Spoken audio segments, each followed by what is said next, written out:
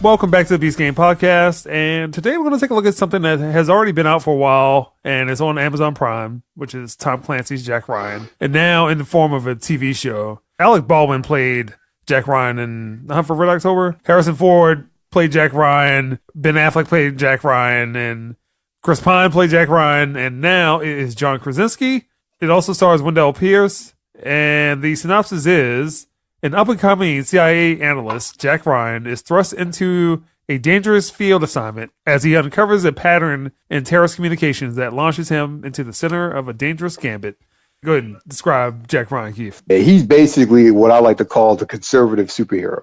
He comes from a good, hardworking, working-class family. Jack Ryan then goes on to being, through his own intelligence and patriotic duty, he goes on to the Marines. Here they changed up the backstory a little bit. He's injured in the Marines and actually being deployed. In the books, he was injured during a training assignment from a helicopter crash. In this case, not to spoil anything, but it's a little more involved and it's a little more personal for Jack. He's self-made. After the crash, he doesn't opt on benefits and anything like that. He instead goes on to find his way in the world, and that's the financial market. He finds that he has a head for numbers, patterns, so he makes a killing in the financial industry, in the stock market. In the books, he's made millions of dollars. In the show, it looks like he has made that much money. He attained his financial independence through hard work and effort and skill.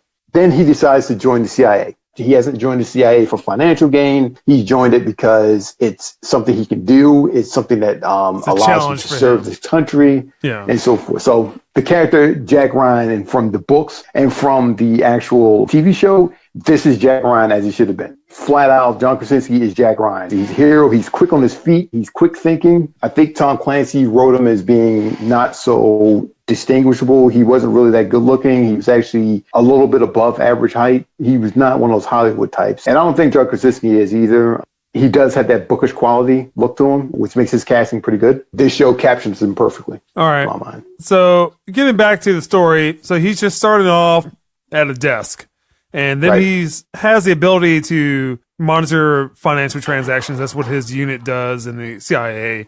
Slight changeover in the leadership of his department, and is Wendell Pierce, who is somewhat disgraced from a operation in Afghanistan, but he's in charge. So Jack Ryan decides to try to bring him some information about a person that they've been tracking that they believe is called Suleiman. He believes that he has found some links back to Suleiman. That kind of starts it off. So Wendell Pierce is a little adversarial towards mostly everybody, particularly to Jack Ryan. So he and Jack Ryan decide to go investigate what he's talking about, if he truly believes that this is the dude. Eventually, they find themselves capturing somebody, attempting to interrogate them. So there's two guys. One guy's getting interrogated, who they believe is to be Suleiman. Jack Ryan is speaking to who he believes to be the driver, and the driver's just like, hey, I don't know what you're talking about. I just want to get out of here.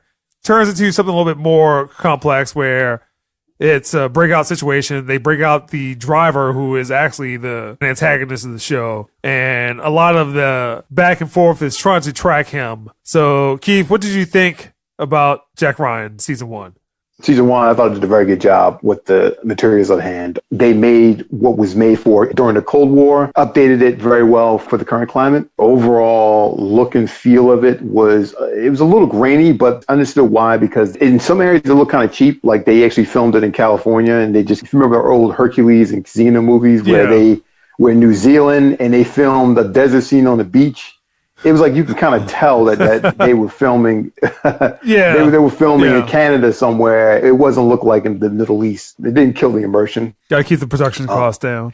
Yeah, definitely so. The biggest problem was when they deviated too much from the source material. Adapting the books, more than enough books to adapt and to string along a few 5-6 seasons for a show, for a series. There's more than enough material there. The big problem is trying to update too much of the stuff. Like, I know one of the criticisms of the books was that Jack Ryan's girlfriend, or his future wife, she didn't really have a huge impact in the story. Jack Ryan's the average looking everyman. He's got this super intelligent, super hot, world famous doctor wife. And that's played by Abby Cornish. She plays Kathy Miller. She does a good job, and they try to shoehorn into the story a little bit. That doesn't fit with it too much. And Wendell Pierce's character, Greer, that was not the idea for his character. He's an admiral in the Navy. He had a whole backstory of how he had worked his way up from the ranks to be an admiral. He's the guy that Jack Ryan respects the most. He's Jack Ryan's mentor. Before the guy dies, basically taught Jack everything to be what he was. So yeah, in the books, in the end, in the movies, that was played by James Earl Jones. So right, the and movies, just to kind of get some backstory, The Hunt for Red October, Jack Ryan story. Patriot Games, another Jack Ryan story. Clear and Present Danger, Ben Affleck, yeah, and Some of Our Fears. But go ahead, give about and Chris Pine and Shadow Recruit. But today, there was that part of that relationship was like, here's this guy who has done amazing things, and Jack Ryan respected him. And the thing is that he trained Jack to do all this stuff. He taught him how to do all the stuff he did, and his stumbles, how he screwed up. It was Jim Greer who kind of guided him through and how to make it up, and had his back and everything. I like that they showed the beginning of the relationship, but it would have been better that it kept Jim Greer's character on point, the same character he was before. It felt forced, and felt forced. Yeah, that was just them updating the story for current times. Yeah. Every update that they put in the story in terms of character development was forced, and it felt it. The villain was well-rounded, but again, they kind of focus on certain things. Like they focus on a drone operator for whatever reason. I know exactly why they did, because it was drones are bad because of how they're doing it, using it. Yeah, there was an Ethan Hawke movie that had some similar themes. I forgot what that movie was called, but go ahead. That's not the form. Like Tom Clancy, he did not criticize the military or the intelligence. He criticized people who came in and threw a monkey wrench in the whole thing because they didn't understand what the job was and what the threats were out there. So every time you try to get these characters, it just doesn't feel right. And you can actually tell it doesn't feel right. The more they stayed on point and on message, them jumping in, going to foreign countries and doing whatever the hell they wanted to do to get the job done and save lives, it felt on point at that point. When they were in France, that felt on point. Could have shown some commentaries in there. It's fine. So American coming over here doing all this stuff. When it doesn't focus on Jack Ryan, Silverman, and James Greer, it starts focusing on the wife, the drone operator, some of the friends. There's like a whole weird angle with the drone operator where he's in some threesome. I don't know why. Oh, that was crazy. Cuckold. I don't know what that is. That's exactly what it was. It was all basically that. But those are minor problems. Now, I'm going to tell you one of the things that did work. What worked was everything else. The writing was on point. Yeah.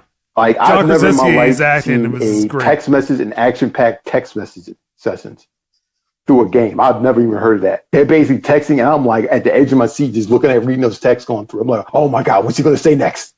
Oh, Jack's got him. Jack's got him. Oh, no, he's got you, Jack. And it's like, I was sold on it. He was just going back and forth, and at the end, it was like, he said, oh, I'll let you know when I find your wife. I'm like, ding! I'm like, oh! Yeah. That worked.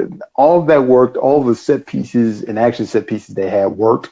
For me, I thought the middle of the season, so it was only 8 episodes. So basically 3 to 7 were really good. And I felt that it ended really abruptly. Yeah. It needed another episode or something because essentially Suleiman comes to the United States to plan an attack. Jack Ryan's girlfriend, she's somewhat involved in not necessarily the plot, but where they're going to be attacking. She's a doctor, so they're going to attack a hospital. He just gets shot, and that is it. And it doesn't really resolve anything, doesn't do anything overly major. I don't expect for him to be falling off a building or anything. But the whole thing led to that subway platform, and that's how good the immersion was, because I expected more episodes as well. And I didn't realize that was the last episode until I was watching it, until the dude got shot. I was like, oh, that's it? Yeah. But in truth, there were no plot lines left open. They go for him, he would escape, and the hunt would pick back up again. But in the end, that wasn't the case. The hunt kept going. The hunt was over, it was done.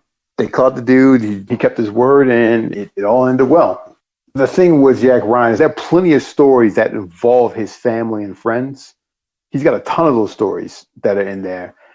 They could just keep it to that. Clear and Present Danger, that's clearly a family affair. I mean, his wife is involved in that deeply. My hope is that he's not do too many updates, just kind of grab a novel, break it up into 8 to 10 episodes, and there you go. You're sold. You got the right cast for it. It's enough that they built a franchise and built a multi-billion-dollar franchise. He's got enough source materials for you to string out an episode. You don't have to keep updating. All you got to do is tweak a few things to make it relevant to this time. Changing the characters themselves is not necessary.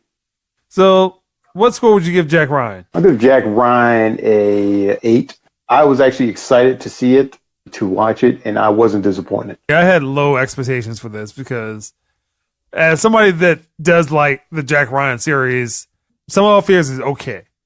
That last one, Shadow Recruit, bad. So I'm thinking to myself, how is Amazon going to do this? A whole bunch of these TV shows, the Unit 6 or SEALs, all these TV shows kind of do the same thing. But how does this one differentiate itself? And it does a good job. I mean, well-known character, at least if you read books. John Krasinski's acting is really what elevates the show.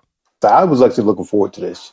John Krasinski definitely was what really sold it, played it perfectly well. Like, there was moments, I used to like roll my eyes at the character of Jack Ryan. I was like, oh my God, what can't this clown do? Reading the books, you understand how he does it, how things happen. But I kind of got the underlying attitude behind the character himself and what he was, you know, that whole conservative Superman and all that stuff. But John Krasinski pulled it off. He pulled off that earnestness, that first episode when he outsmarted the brothers. So it looks like a standoff, but he whips out and pulls out a grenade. Suleiman looks at him like, oh, you're going to be a problem. Yeah, you are a problem. I did not see you popping up out of anywhere. So this is why America can do what they can do. Kind of like that when I was rooting for him. I was like, yeah, Jack Ryan's on the case. He joins a long line of Jacks that have just been epic and destroying terrorists in American TV for quite some time. He's right there beside Jack Bauer and my favorite counter-terrorist. Yeah, and that's what this felt like to me. It felt like an extension of 24. Same general plot. Jack Bauer is awesome, and John Krasinski is awesome, just in two different ways.